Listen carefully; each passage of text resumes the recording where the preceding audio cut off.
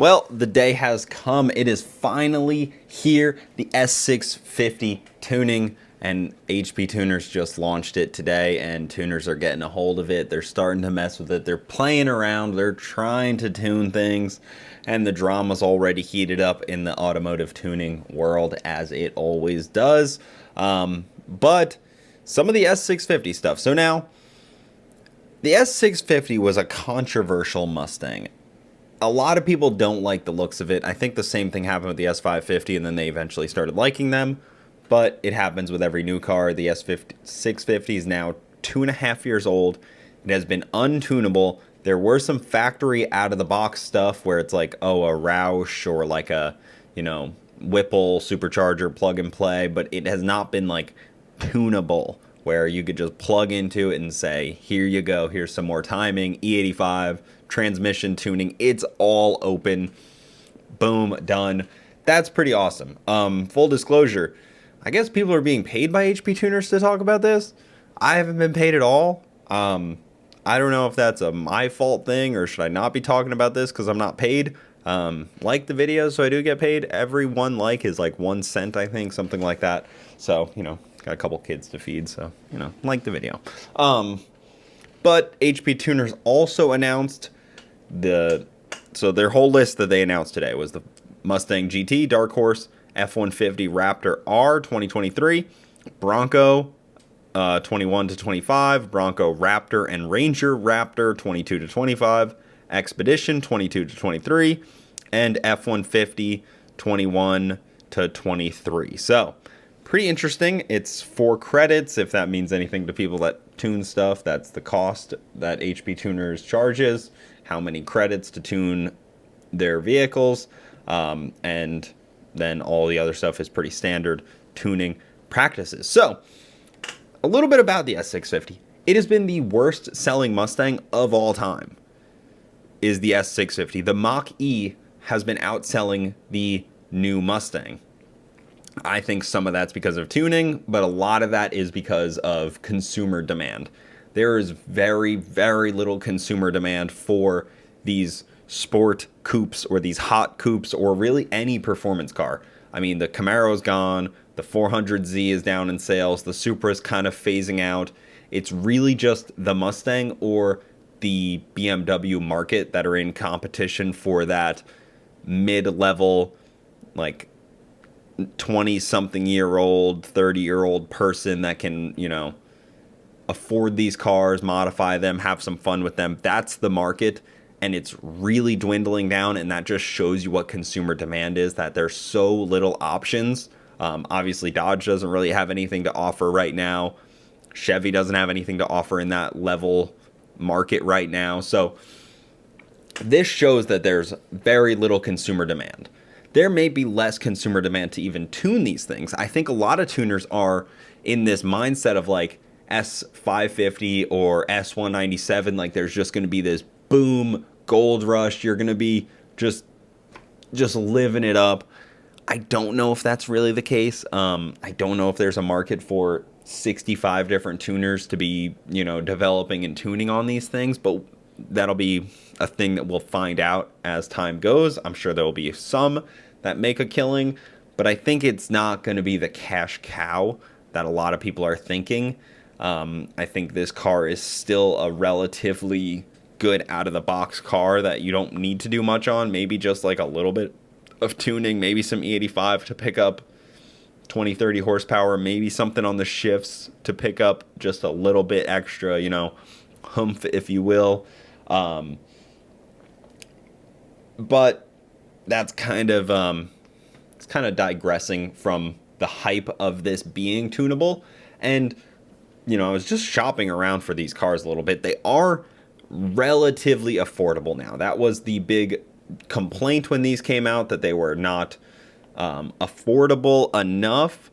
But now you're seeing them in the 40s and even starting to creep into the 30s. And I think for a $41,000, 20,000 mile car, that's actually a pretty good deal. A 2024, I feel like that's a lot of bang for your buck, especially now that you can take this thing home and put a centrifugal blower on it, put a a Whipple on it, put your turbos on it maybe. I don't know. Somebody will probably develop turbo kits fairly soon. Who knows how quickly those will be a thing.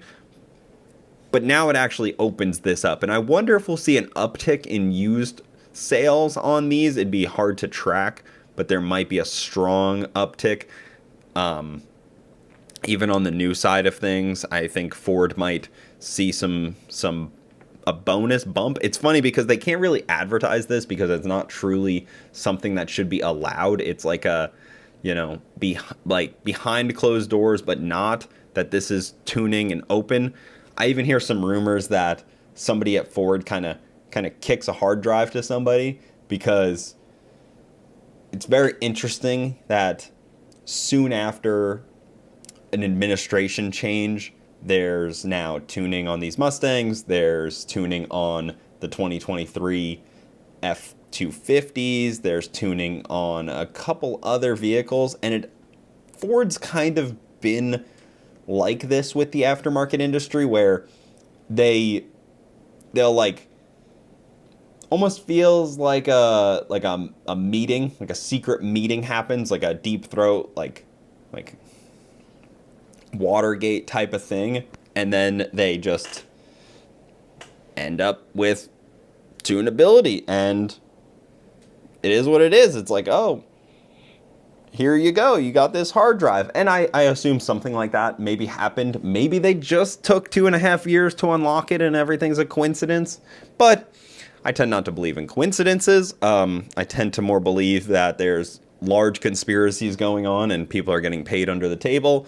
Jim Farley's in on it, and he is saying, release the tuning now. We're good. We're in the clear. Send them. Get some more customers. And then HP Tuners advertises it heavily because, on the backside, Ford is giving them maybe some, this is all speculation. Ford may be giving them some information, so then they feel it's nice to advertise for Ford. And Ford knows that they're getting the advertising, but none of that is like a real deal. It's all just a handshake. It's all just like a gotcha, bud type of situation. That's how I see it happening. Maybe I'm wrong. Maybe I am just writing a fantasy, a story, if you will. We'll never know. Maybe someday. I don't know. There's some interesting things with the car. Obviously, it has dual 80mm throttle bodies that act very independently if you watch them idle. One throttle body's kind of like bumping and the other one's not even moving at idle. So it's a really cool feature that they kind of act separately. They're 80mm, so they're huge. It'll be interesting to see if people ditch those completely or if they run them or how things start to shape up.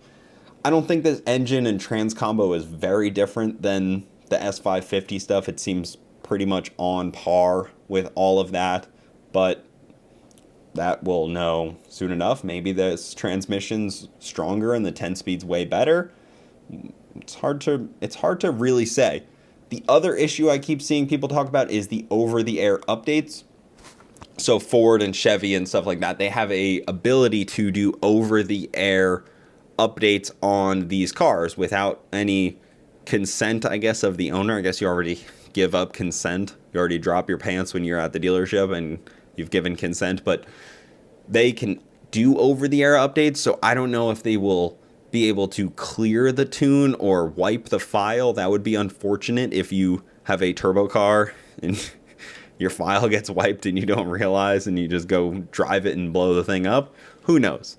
That stuff we'll all figure out in time, but I think that this is a great step forward, a huge sigh of relief for a lot of the aftermarket guys and a lot of the guys that have this S650 platform and want to push it and want to use it, but just kind of have had their hands tied behind their backs, and now they don't anymore. So, what do you guys think? Conspiracy? Good timing? Are you interested in an S650? I kind of am. Ever since I saw the Dark Horse, I was like, I really like that car. Maybe I should trade my CTSV in for it, but I couldn't do it. Can't do it.